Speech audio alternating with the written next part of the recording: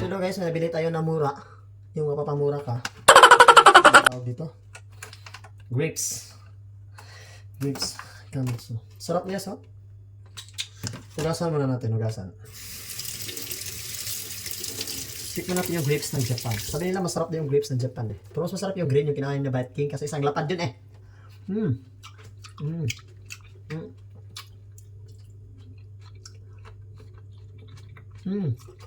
Grabe ang sarap.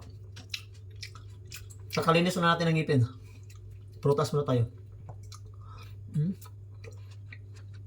Legit guys. Pag andito ka sa Japan, bili kayo nito, mura lang. Harap. Grabe masarap.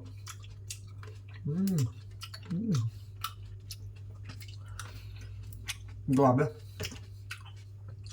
Pasat.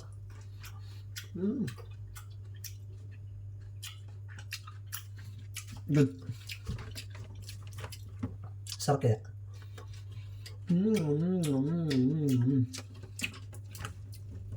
Sarap talaga ng grapes ng Japan.